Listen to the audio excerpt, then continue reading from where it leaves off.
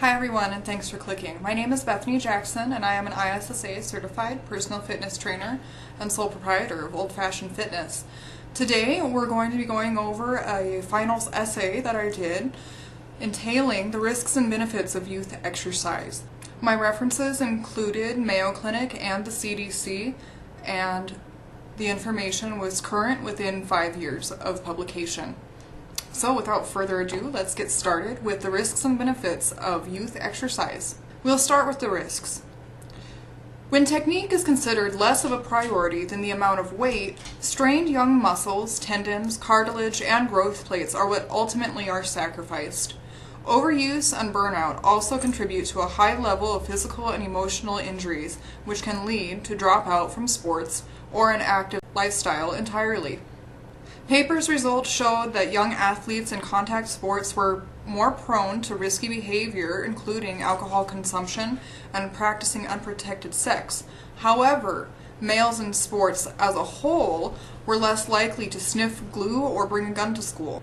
If youth are getting most of their exercise from sports, the risk of negative family impact is sadly very high.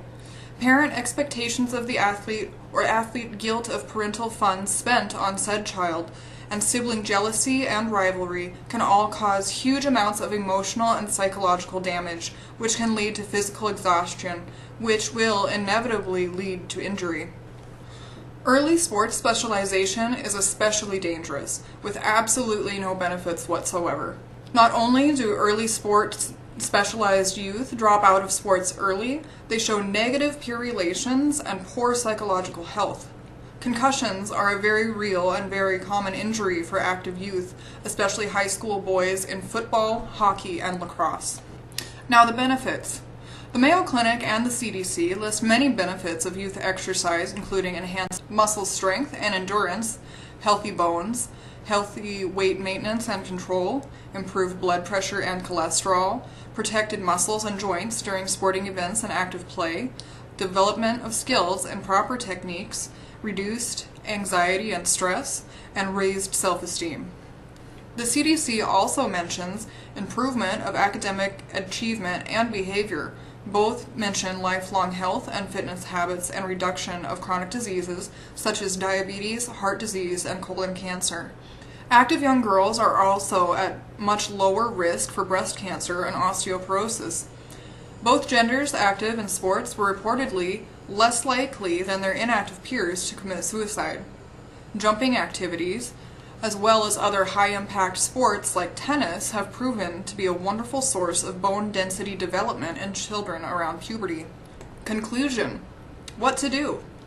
State legislature needs to implement specific regulations regarding the implementation of not only physical education classes and sport game activities, but also specific regulations regarding the level of education coaches and PE teachers must attain before leading a class of youth. The human body has such a complex and scientific nature that it is irresponsible to let typical lay persons head up a class in which they could possibly irreversibly injure not only another person, but a child.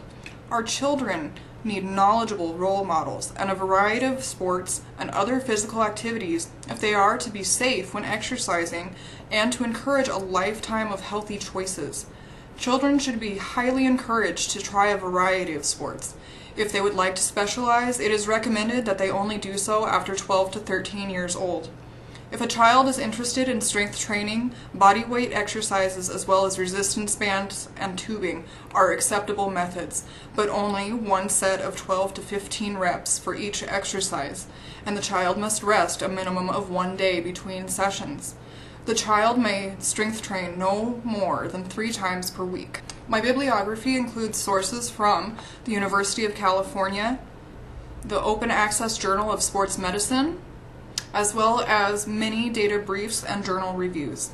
If you would like to see my full bibliography, please don't hesitate to call or email me, and don't forget to share and subscribe.